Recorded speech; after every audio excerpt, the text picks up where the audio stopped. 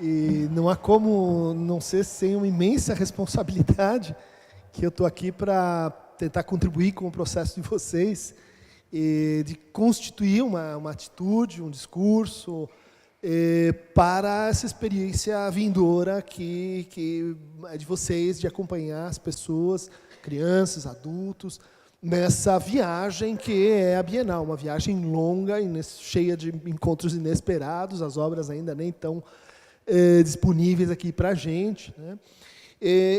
Mas eu pensei assim de trazer 7 tópicos, né?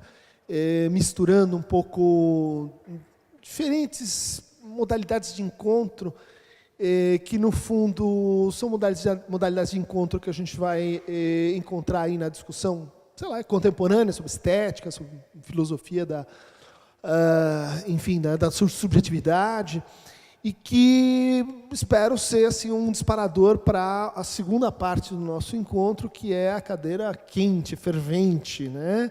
Em que vocês vêm e então colocam, fazem perguntas e críticas e comentários, né?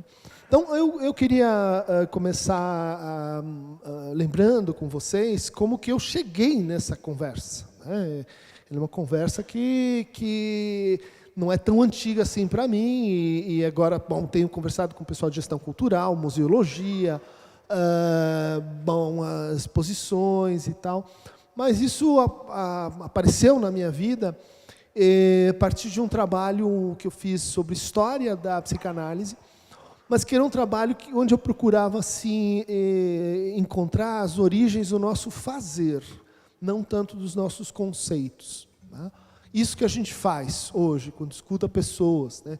Consultório, pessoas que estão sofrendo, quem é que fez isso antes da gente e o que a gente deve a essas práticas e como essas práticas foram se transformando até que se constituiu assim, um modelo, uma tradição que é a da psicanálise, né? Então, isso me levou à história da medicina, à filosofia, às artes, à literatura, ao teatro, às tragédias gregas, né, de onde o Freud tira a ideia de catarse, que é o primeiro modelo de tratamento que ele tem, né? Mas isso me fez encontrar uma renovação para uma palavra que era uma palavra meio maldita no ambiente assim, psicoterápico, psicológico, que é a palavra cura, né? Desde que eu comecei a estudar psicologia, dizia, olha, psicanálise não cura, cura é coisa da medicina, né? A gente aqui com os nossos pacientes, nós não queremos curá-los, né? E a gente está querendo produzir aqui uma experiência interessante, renovadora, transformativa, mas curar não. Curar é coisa assim, ortopédica, uma coisa assim que a gente tem que evitar, porque vem da medicina. E eu comecei a chafurdar a coisa e eu descobri que não vem da medicina, né? O uso médico da noção de cura é muito recente, né? Data do século XVIII, XIX, e ele não é um conceito tão forte assim, é um conceito quase que corrente, mas rarefeito, né? E pesquisando, então, se não vem da medicina, vem da onde? E encontrei uma coisa muito assim, interessante, que é a filosofia grega, né? Particularmente aí no momento helenístico, um momento posterior a Platão e Aristóteles. Filosofia que era entendida não tanto como a investigação de verdades assim, proposicionais sobre o mundo, mas a filosofia que era uma maneira de estar no mundo. Filosofia como uma espécie de prática de vida, né? E que se desenvolveu entre os cínicos, os estoicos, os megáricos, entre os neoplatônicos, enfim, escolas de filosofia que a gente não estuda muito, né? A gente estuda as matrizes teóricas dessas escolas, né? Filosofia clássica, mas esses helênicos a gente não estuda muito, inclusive porque eles faziam uma coisa que a gente hoje não reconheceria como filosofia, que a gente reconheceria como sei lá, religião, magia, talvez assim um tipo de amizade, um modelo de convivência, né? E que tem no seu epicentro e tem assim, um nome que é a experiência da cura, tá? Ou seja, a experiência da cura como uma trajetória de transformação. E é uma experiência que tem uma referência narrativa muito clara, que é a relação de Sócrates com Alcebíades. Alcebíades era um ex-apaixonado do Sócrates, né? Ele tinha sido aluno do Sócrates quando criança, quando adolescente, né? E terminou mal aquele romance, porque ele queria, sim, ser correspondido, e o Sócrates dizia, não, meu amigo, o senhor está enganado, isso aqui não é comigo, é com as ideias, é com a verdade, só sei que nada sei, enfim, ela dava aquela miguelada, e o Alcebíades achava que era uma desforra, porque ele, afinal, era de uma família importante, herói olímpico, uma pessoa linda, aliás, né? Todo mundo queria o Alcebíades, e o Sócrates recusa ele. Bom, ele fica velho, ele fica assim, mais maduro, né? Ele tem lá a sua idade, faz viagens e tal, e daí ele chega num momento da vida em que ele já tem assim, dinheiro, ele já tem a sua família, já tem suas posses, já tem a fama, já tem, enfim, educação, e daí ele lembra do antigo mestre, né? E o amor já tinha passado, e daí ele vai lá ter com o Sócrates, e ele, às vezes, ele demanda o seguinte para o Sócrates, Sócrates, agora eu acho que eu estou bom assim na minha vida para mandar. Eu já estou assim na fase que agora eu queria ser político. Eu queria ser assim, eu sou um cara que tem tantas coisas para dizer que eu acho que eu tenho que ir para a vida pública, né? E o Sócrates dá uma resposta para ele, que é a resposta que origina toda a discussão sobre a cura, né? Ele diz, você quer mandar? Você acha que você tem envergadura para ser o tirano da polis? Então, cuida da tua alma. Epimeleia rotou. Né? Cuida da tua alma. Como é que você tem cuidado da sua alma? Essa é a pergunta que o Sócrates faz para ele. E eu sabia dizer, escuta, está havendo algum engano. Eu quero mandar nas pessoas, e essa história de alma, o Sócrates diz, não, peraí. Se você não sabe cuidar da sua alma, você não se meta com a política. Por quê? O que você vai fazer? Você vai mandar nos outros, né? Você vai submeter os outros, assim como é a relação daquele que não cuida da alma, né? Tem consigo. Que é a relação de disciplina, de controle, de encrateia, né? Como diziam os gregos, de controle de si. Né? É isso que você sabe fazer consigo, se controlar. Né? Sim, dizer para você, não posso isso, aquilo eu quero, então eu posso aquilo, então eu faço isso, não faço aquilo. Ser um cidadão assim obediente das leis, das regras, você não sabe nada, você não está apto a mandar em ninguém com esta atitude com relação a si. Opa! Então, aí começa uma conversa que cada escola vai interpretar isso de um jeito. O que é cuidar da alma? Né? A nossa tradição mais socrática interpretou assim, cuidar da alma é conhecer a alma, conhece-te a ti mesmo. Né?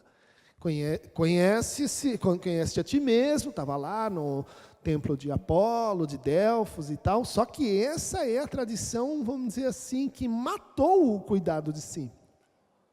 Porque cuidar não tem que ver com conhecer. Porque conhecer é, no fundo, uma forma de domínio, uma forma de... A gente tem o conceito, a gente domina a coisa, a gente pega ela, a gente controla ela, por isso que a gente quer conhecer. Né? Conhecer é dominar, cuidar é outra coisa. Tá? Então, o que a gente devia entender por cuidar, né? Estou traduzindo, né? A cura, a tradução, é a tradução de cuidado. Né? Cura sui para os latinos, epimeleia rotou para os gregos. Cuidado consigo, tem que ter cuidado consigo.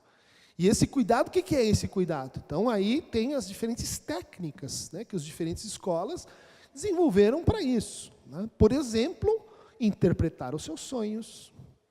Por exemplo, atenção, a gente está com essa discussão, atenção a si. Né?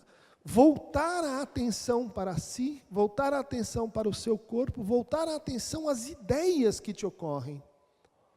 Esse voltar-se para si, esse giro sobre si, ele tem uma metáfora linda, porque ele define o primeiro passo do cuidado, e ele vem de um ritual que acontecia quando um escravo deixava de ser escravo. o escravo deixava de ser escravo, ele fazia um giro sobre si mesmo, e daí ele estava livre. Tá? Então ele fazia assim, agora vou te libertar, ou você conquistou a sua liberdade. Então, estamos combinados? Então, faz um giro, e esse giro que é o quê? Um retorno a si. O retorno a si a partir de um movimento. Tá? Essa ideia, então, que tem uma imagem, né, que tem um gesto, ela tem que ver com examinar as suas ideias, examinar os seus afetos, examinar, que tem um nome que se chama análise. Daí nasce a ideia de o quê? Fazer uma psicanálise é fazer isso, é decompor aquelas ideias que te ocorrem. Tá?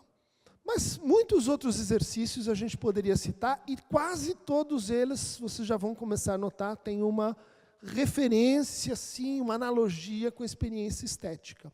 Tá?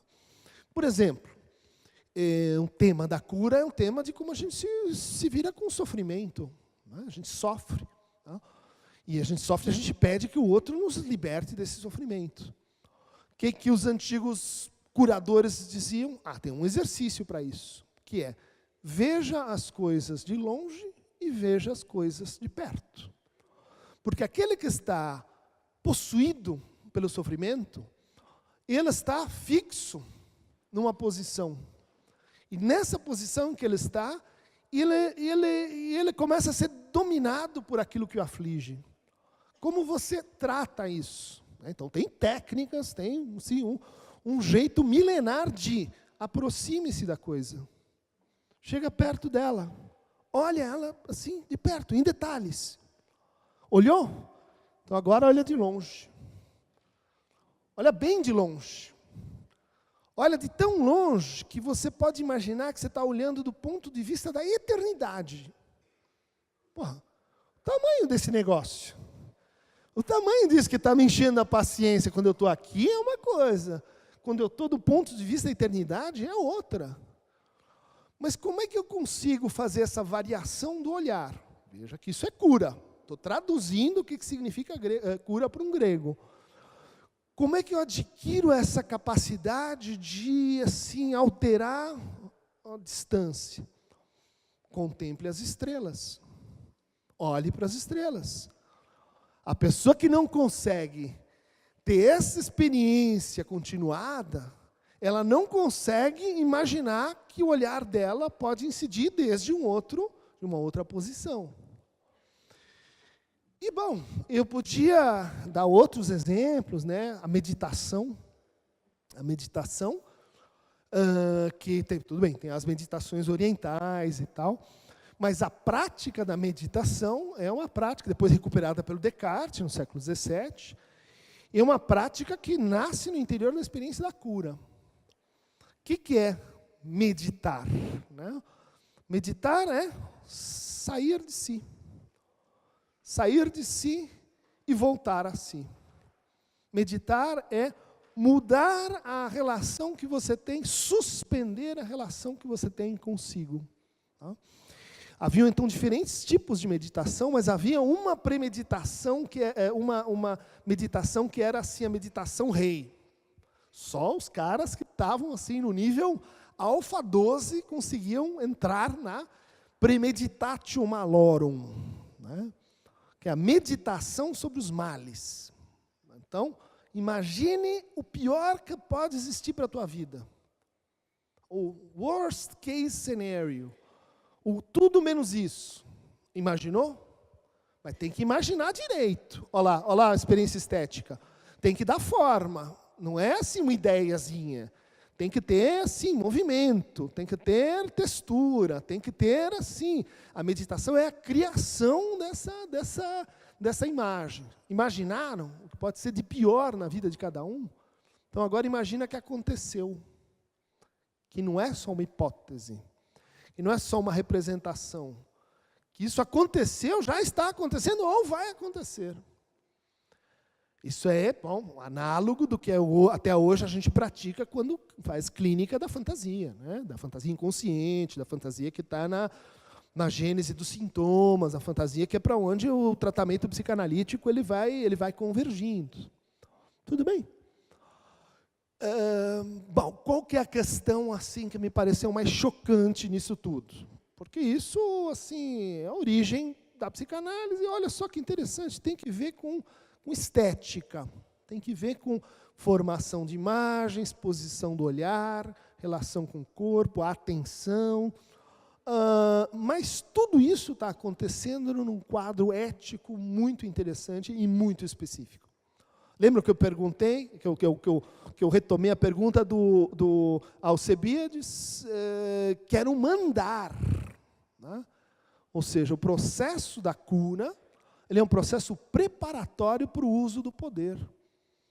Ele é um processo preparatório porque ele te cura do quê? Do seu desejo de submissão, do seu desejo de ter um mestre, do seu desejo que levou Alcebiades a procurar o Sócrates e dizer o seguinte: Sócrates, me diz como eu faço que eu obedeço. Né?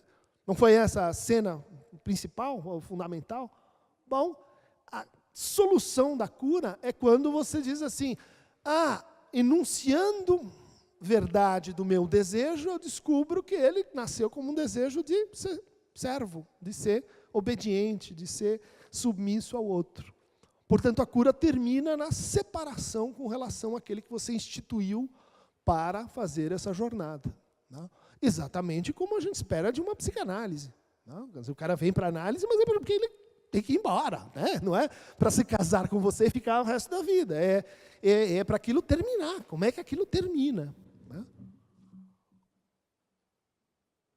Bom, o que isso então tem a ver com a gente? Esta palavra, cura, ela está na origem de uma prática, que eu acho que toca vários aqui, que chama-se curadoria. Vamos fazer a curadoria de uma exposição. Né? Então, o que a gente imagina? Poder. É a pessoa que escolhe, é o cara que é o manda-chuva, é aquele que tem nas mãos, ele pode fazer um artista. Ele diz, você, e não você. Você está lá, vai vender, sua obra vai ficar mais cara, você vai entrar no circuito das artes e etc. Porque alguém pôs o dedo, né, divino e disse você, e não você. O curador, ele vai, então, escolher como, quando, aonde e etc. Ela vai estar numa posição que a gente vai dizer assim, de muito poder. Né? Daí que a verdadeira problemática ética da curadoria é como ele mitiga, como ele lida, como ele desconstrói o poder que a ele lhe é atribuído. Como Sócrates fez. Né? Então vamos dizer assim, tem curador que diz assim, deixa comigo que eu te ensino a mandar. Não sei, né? Para essa não vai ter grande problemática ética. Mas o verdadeiro curador, no sentido, vamos dizer assim, que ele se aproxima de um psicanalista e de um grego nesse sentido, ele vai dizer, como é que eu saio dessa? Como é que eu crio relações de mediação que permitam desconstruir essa situação onde eu estou? E vejam como isso afeta assim, a experiência mais simples, mais corrente das pessoas que frequentam exposições, que vão à Bienal, público da gente, né, de vocês. Né? Como é que as pessoas entram aqui? As crianças um pouco menos, mas vai crescendo, o que vai acontecendo? Isso aqui eu entro de joelhos. Isso aqui eu não entendo nada.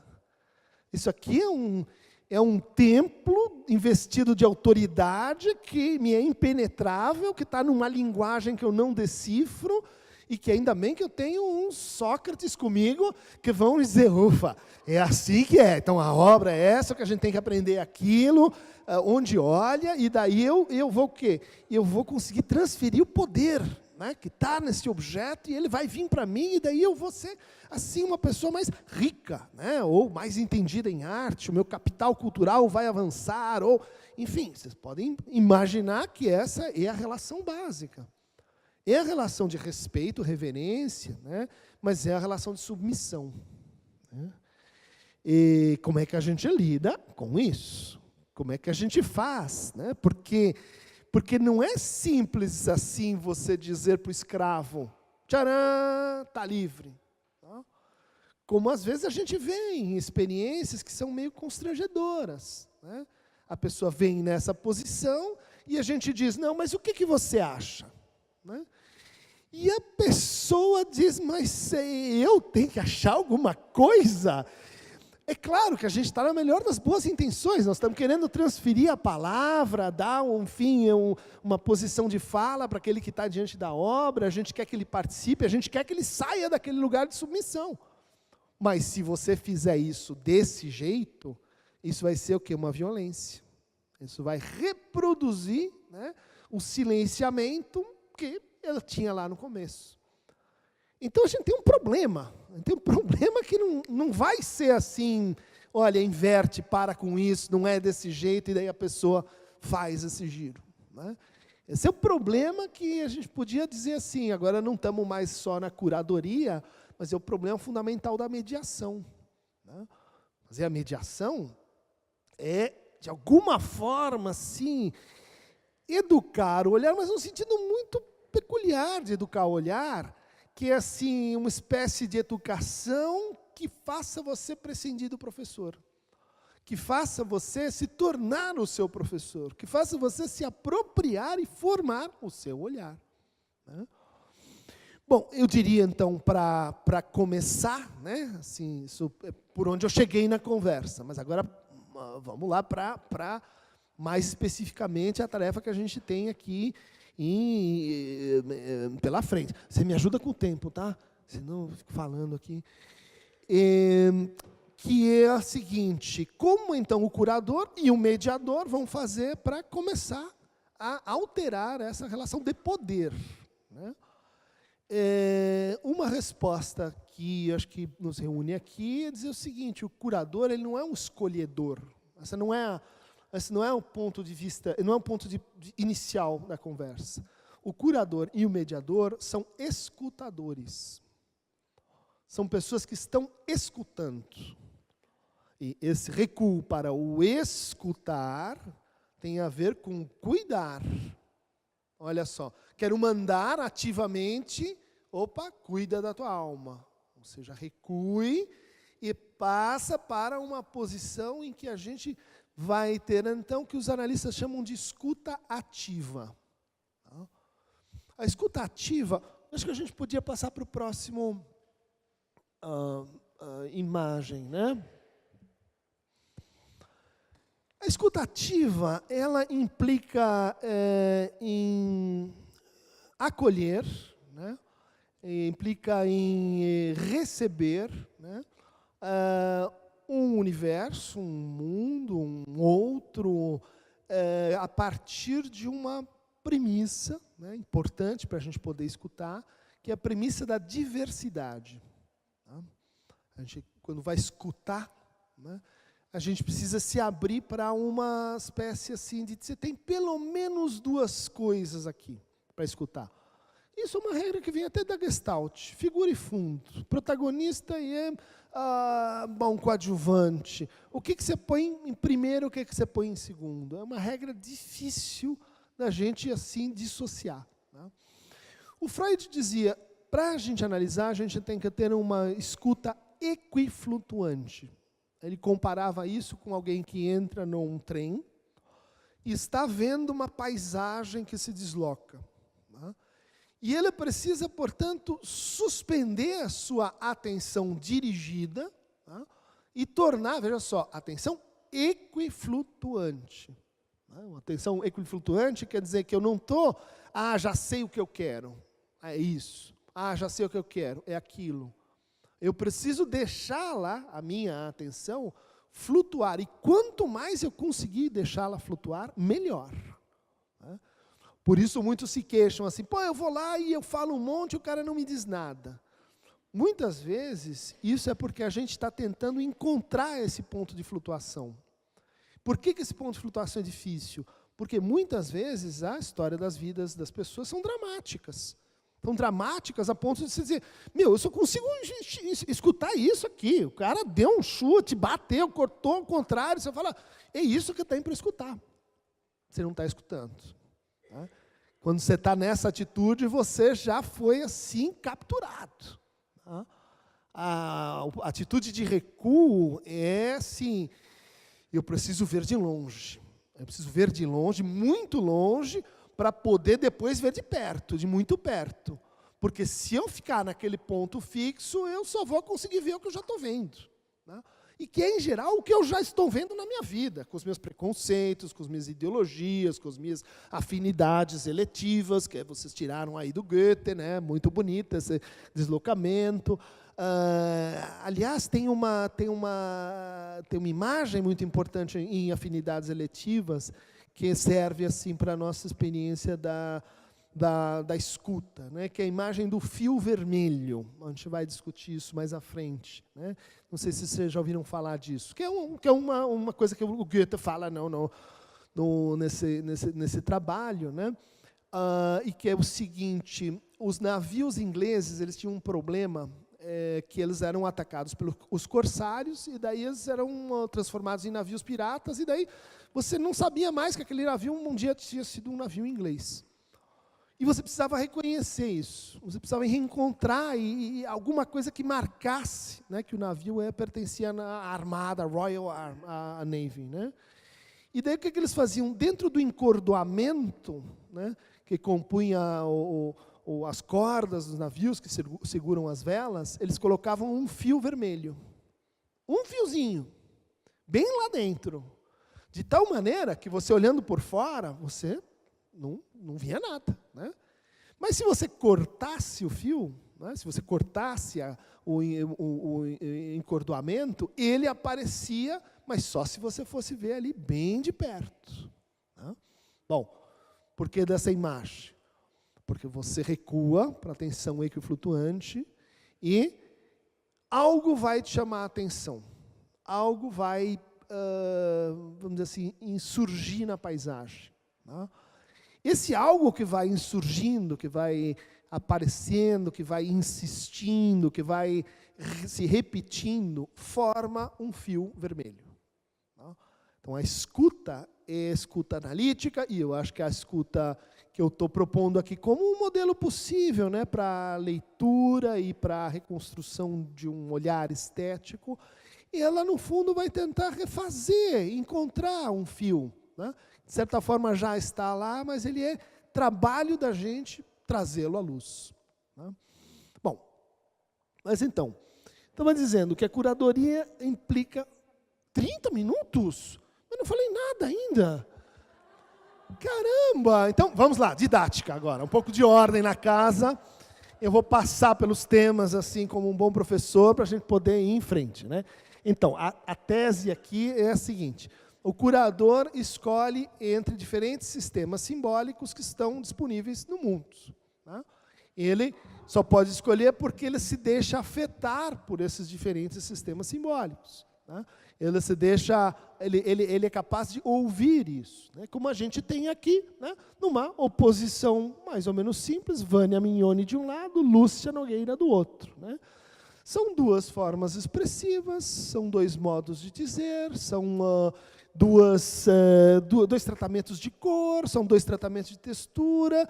Por algum motivo, e são vários os motivos, vocês podem ligá-los, enfim, por muitos caminhos, a gente reconhece que existe uma oposição aqui. Oposição. E esta oposição, ela foi posta junto. Os dois artistas, as duas artistas, foram convocadas para esse mesmo espaço. Tá? Ou seja, é como se a gente tivesse aqui a colocação de um problema. Como é que eu saio de A e chego em B? Não? Vamos ver o próximo? Já que estamos em ritmo de aula. Né?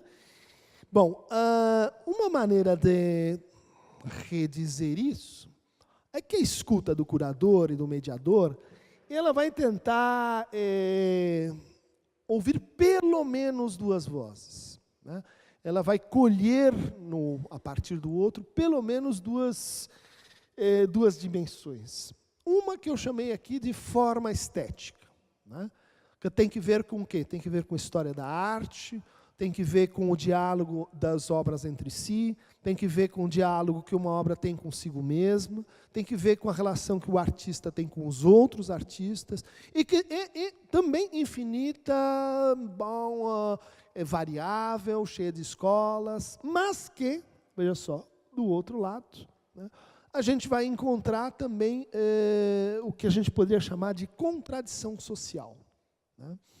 Ou seja, sistemas simbólicos em conflitos, mas também contradição social. Eu acho que uma grande questão para a arte contemporânea é como essas duas coisas se juntam, né? Como é que a gente, ao mesmo tempo, é capaz de escutar a forma estética e o seu grão de sofrimento, o seu apelo de sofrimento, sua denúncia de iniquidade, a angústia que está ali posta, que não é só daquele artista, não é só daquela obra, não é só daquele autor, né? Mas que está convidando a gente ao seguinte, né? Isso do ponto de vista assim, da psicanálise, né? A arte ela está à frente dos psicanalistas porque ela faz isso. Ela mostra para a gente uma espécie de raio-x do futuro, né? Modelos expressivos de linguagem, modelos simbólicos, que articulam forma, né, e contradição social. É isso que gera um sintoma, é isso que gera aquilo que a gente trata, né, numa outra chave. Estou dizendo, a escuta de uma obra pode ser análoga à escuta de um sintoma, por quê? Porque ambos são compostos por algo semelhante. Quando a gente tem um sonho, quando a gente tem um sintoma, o sintoma tem uma forma, ele é posto naquelas palavras, ele depende daquele discurso. Se você começar a transformar aquilo em sinônimos, não é o mesmo sintoma. Ele tem uma forma, condensação, deslocamento, consideração de figurabilidade. Ele tem uma envoltura formal, como a gente fala em psicopatologia. E ele tem uma contradição social. Tá? São relações que pedem por reconhecimento, são formas de sofrimento invisíveis que estão ligadas a políticas de reconhecimento. Vamos ver, então, vejam só dois exemplos, né, de como isso é tratado aí pelo Feliciano Centurion e o Waltércio Caldas. Vamos ver a próxima.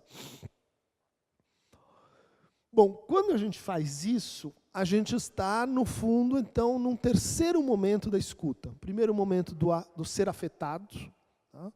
Em que o outro, assim, me toca, e para fazer isso eu tenho que me suspender, né? Eu tenho que abrir mão, né, do eu, de mim, tá? E me colocar no lugar do outro, né? Segundo tempo, né? Me colocar no lugar do outro tem duas acepções importantes. E essas acepções, elas vêm da estética, isso é muito interessante. Tá?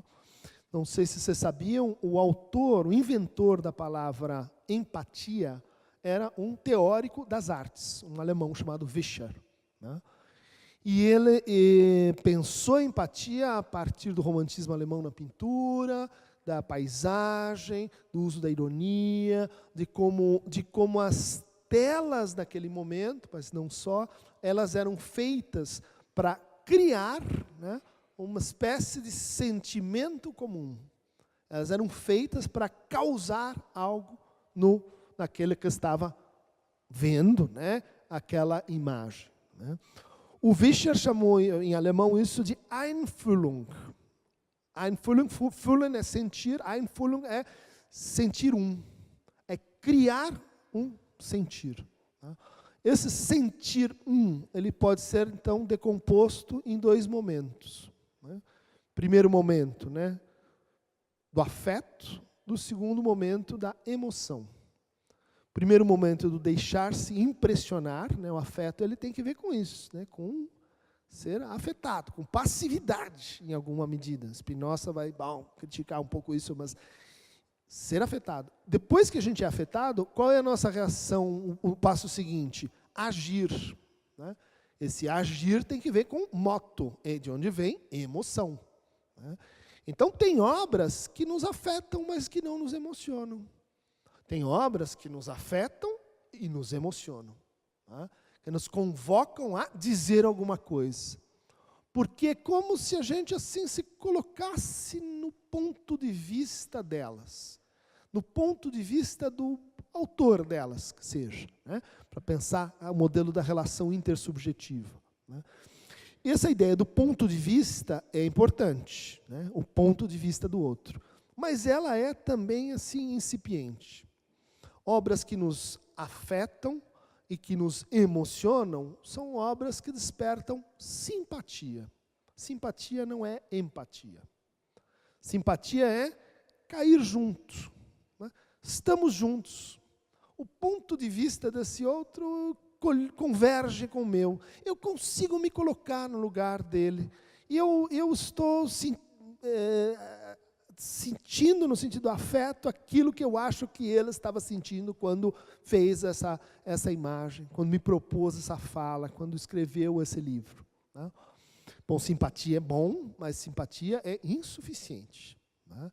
Simpatia é bom, mas a simpatia não nos transforma, né? É um pouco assim, o que a gente tem em redes sociais e Tinder. Você gosta disso? Gosto. Olha só, você gosta daquilo? Eu também gosto daquilo. E essa música ótima, e esse time de futebol perfeito, vamos casar. Por quê? Porque nós gostamos das mesmas coisas. Vai dar errado. Isso não funciona. Isso, assim, é um primeiro capítulo que diz, vocês não vão se odiar na primeira página. Mas não é assim que acontece. Por quê? Porque a verdadeira relação assim, de viagem, né, de olhar que a gente quer produzir com os nossos que estão naquela experiência estética, começa quando, além de assumir o ponto de vista do outro, de me identificar, né, essa é uma palavra típica para falar de simpatias, né, identificação. Tá bom. Identificação não transforma, ela só aumenta o tamanho do seu eu ou diminui o tamanho do seu mundo, né? A gente pode se identificar mais, e mais, e mais, e mais, e daí? E daí nós estamos identificados. E daí nós vamos fazer as mesmas coisas. Tá bom, então a massa se identifica, a gente já faz a mesma coisa. Isso não transforma a gente, né? Transformação, ou transforma muito assim, efemeramente, né? Causa efeitos muito assim de bolha de transformação.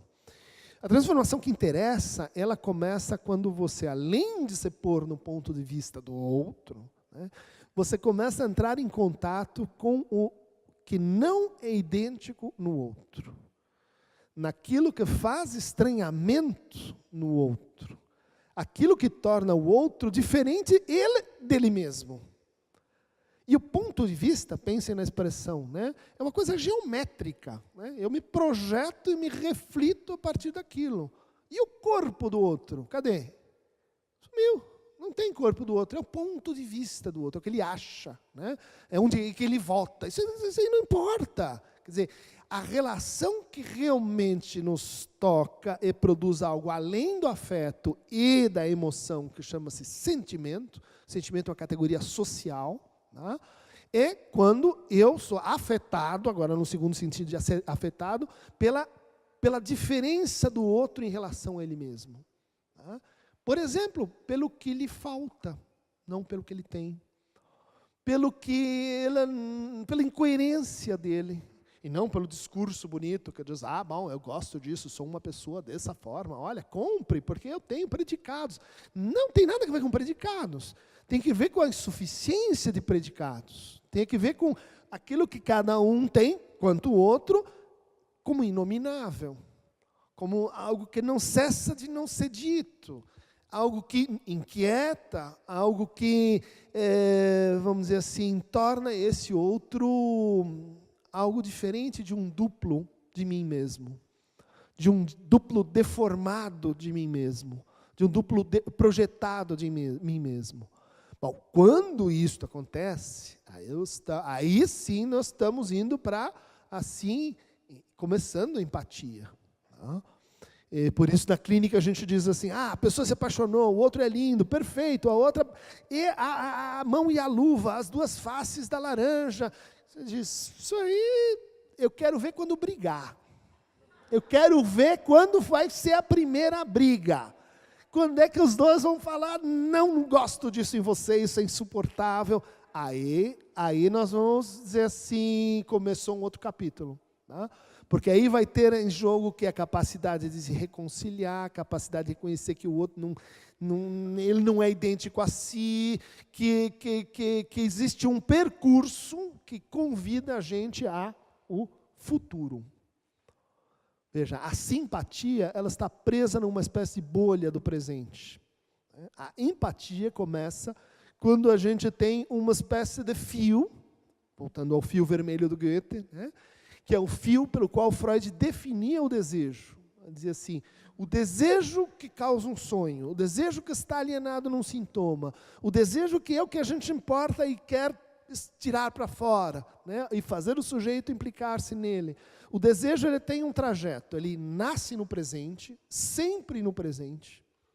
Ou seja, se você não conseguir estar ali, estar com o seu analista, se você não conseguir estar ali com o seu paciente, esquecer que o Palmeiras fez uma bobagem contratando o Filipão, que as contas estão caras e etc. Se você não conseguir estar ali, não vai ter presente, né? Vai ter só uma espécie de repetição do passado, né? Daquilo que quase está acontecendo, da preocupação, como falava o Heidegger, né? Quer dizer, estar ali, um momento estético importante. Mas estar ali, diz o Freud, que parte do presente vai ao passado e se apresenta como realizado numa imagem no futuro, que é o sonho. Estou com um desejo pendente, não realizei, vou no meu desejo infantil recalcado e sexual e eu realizo nessa obra de arte diária que são os nossos sonhos. Poxa, mas então a escuta desse percurso. E é por isso que o outro tem uma incoerência constitutiva. É que o outro não é presente ao seu próprio contemporâneo, como também eu não sou contemporâneo de mim mesmo. Tudo bem, isso a gente pode discutir, né? Mas a coisa mais ideológica que tem, a contra-escuta, o ensurdecimento, é você achar que o nosso tempo é o nosso tempo, isso aí que está acontecendo, sabe? Essa coisa toda, aceleração, internet, tudo isso. Isso é o que está se dando, não está se dando, né? Esse é o falso tempo, né? Reinventar o contemporâneo, encontrar o seu presente, é acrescentar um quarto tempo nesse percurso da escuta. Que vai do presente, afeto, ser afetado, busca o passado, né? Lança-se para o futuro, realizado, a obra, né? E volta ao presente. Né?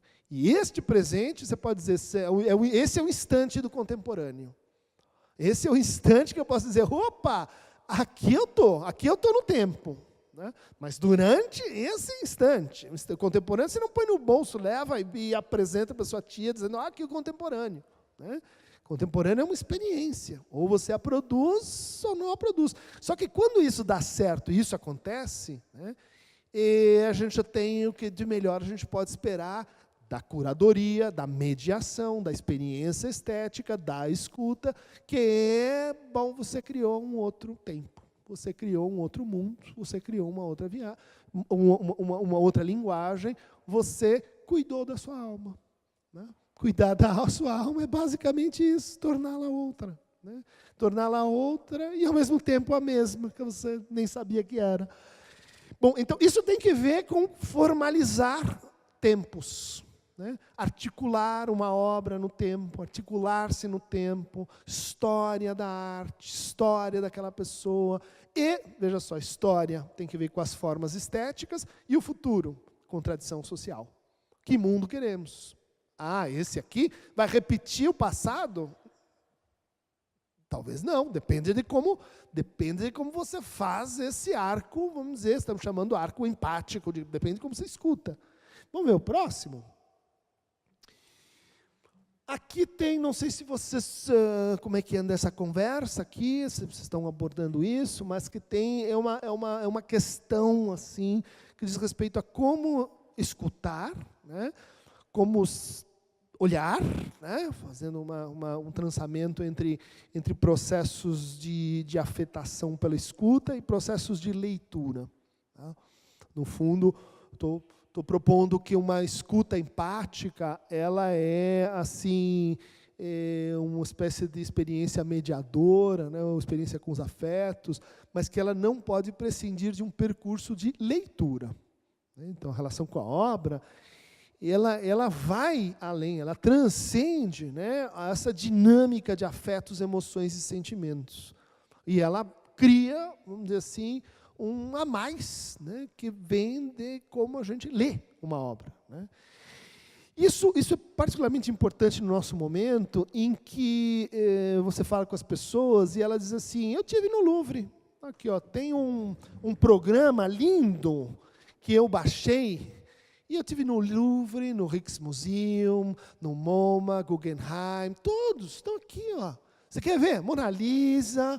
Eu posso ter todas as obras do mundo, e eu adoro arte, e eu fico vendo, assim, viajando nos museus, mundo afora, e depois eu ligo o canal Curta, e também o Arte 1, e eu fico vendo, são experiências incríveis, e eu, tudo bem, não é um desabono a isso, é uma pergunta sobre, mas e então para que museu? Para que Bienal? Olha o trabalho que está dando isso aqui. Para quê? Você tem experiências, vamos dizer, a escala. Teve tendências na arte que disseram assim, porque a escala é maior que a tela. Mas daí é só uma questão de construir uma tela grandona. Daí você vai ter a escala que você quiser. E daí vai ter lá e o museu está lá acontecendo. Bom, uma questão crítica que diz respeito à evocação de afetos, que é o espaço arquitetônico. O espaço onde a coisa acontece, onde a escuta se dá, onde a leitura se dá. Ou seja, a gente está acostumado, uma formação do nosso olhar, né, a concernir a imagem àquela moldura que define aquela Mona Lisa, Vermeer, Rembrandt, etc. E daí a gente tem a imagem, e daí a gente estuda a imagem, etc. Uma escuta empática, né, e uma leitura que seja à altura disso, precisa se colocar a pergunta de que tipo de experiência eu tenho aqui que eu não tenho aqui. Como é que a gente faz isso entrar na leitura da obra?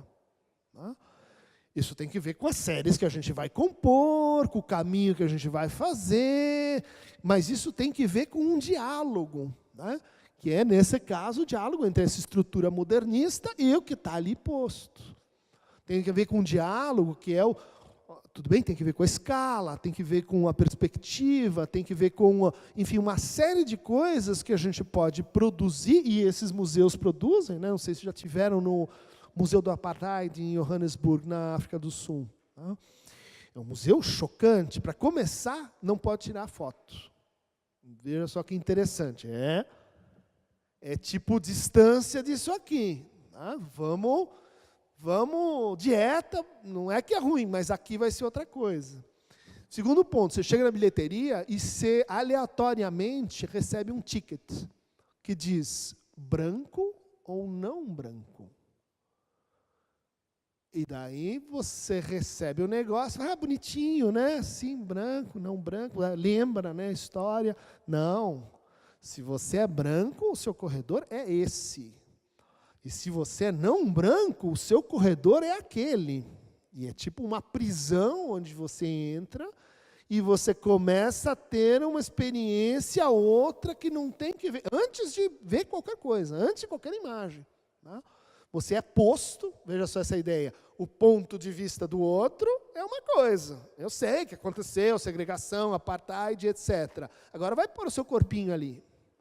Vai empurrar aquela porta e você começa a sentir o que é alguém que está privado de ver o outro lado. E mesmo se você pegou o ticket, você é um branco, você fica muito incomodado. Primeiro, pela separação, e segundo, você começa a se dar conta do que é uma vida referida a um outro olhar que está interditado a você. Você não está vendo as coisas do ponto de vista do não branco, negro, mas também colored, enfim, era uma confusão que você começa a até se perguntar, mas é simples assim? Quer dizer, branco e não branco? Não branco é o negro? Ah, não, nunca pensei desse ponto de vista. Por quê? Porque você tem uma experiência de leitura envolvida. Né? Tem imagem, mas ali você tem a leitura. Você, olha, eu pus aqui o ticket para vocês verem, né? Não branco e branco. Né? Algo análogo a gente vai encontrar no Museu do Holocausto em Berlim. Né? Quer dizer, onde você reproduz, né, a opressão, a incerteza, com as rampas, com os estreitamentos, né, daquela arquitetura, e com obras. Né? Então, vocês têm um braço mecânico aí escrevendo a Torá. Né? Você diz, cara, o que é isso? A Torá, o livro sagrado, né, do judaísmo, que está, então, sendo, vamos dizer assim, citado, mas ele está sendo citado e lembrado a partir de uma reprodução mecânica. O que isso causa, gente? Um efeito de ironia. Não é assim que é para lembrar. Tem que ter outra coisa. Né? Veja, uma exageração que faz você sentir o oposto. Né? É uma exageração que faz assim, que produz uma violência mimética que permite você experimentar um fragmento do que é a violência da mecanização, da desumanização, da objetificação, que foi a experiência nazista. Tudo bem? Vamos ver o próximo. Mais um pouquinho. Tá bom, desisto desse. Mais um. Bom, aqui a gente ia ver assim, como isso implica a gente desdobrar a noção de lugar de fala para a ideia de voz. Né? Você pode dar o lugar de fala para alguém e essa pessoa não ter voz. Né? Porque a voz é outro registro de corpo. Né?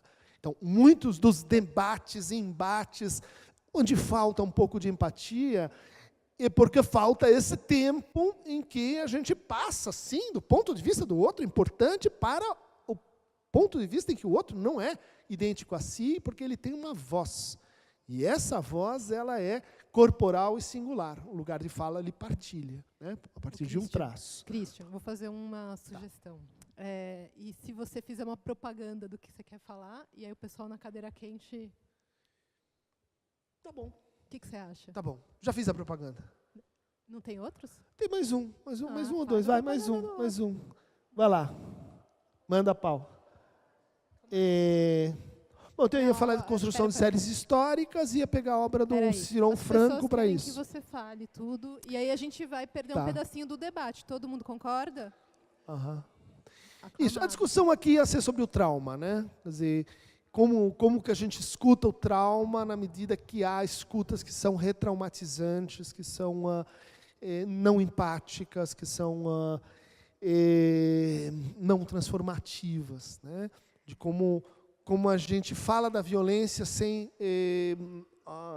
reproduzi-la, como a gente fala da opressão sem oprimir, o que é bastante intrincado, né? Tem que ver com essa propriedade, com essa relação que os clínicos prezam muito entre o que está sendo dito e a forma como está sendo dito. Vamos ver a última, então, e daí a gente passa para a cadeira quente. A última imagem, que seria aquela imagem que está chegando, que é uma discussão sobre, enfim, universalismo, né, e singularidade, de como ia falar de um autor específico, Alfredo Jaar, não sei se vocês conhecem, ele esteve aqui na Bienal um tempo atrás, né, que é um artista que eu considero assim, ele é um modelo para o que a gente poderia dizer assim, experiência de cura contemporânea, né? Ele vai, então, lá no acidente nuclear de Fukushima, e ele faz um trabalho, ele cria a partir do sofrimento, ele cria a partir das situações de trauma local, né? Jogando com duas ideias muito importantes, que é a ideia de determinação, que tem que ver com a forma, né? E com a ideia de indeterminação, que tem que ver com a superação do paradigma jurídico, né, para a gente lidar com a experiência de sofrimento. Então, essa é a propaganda, e então terminamos.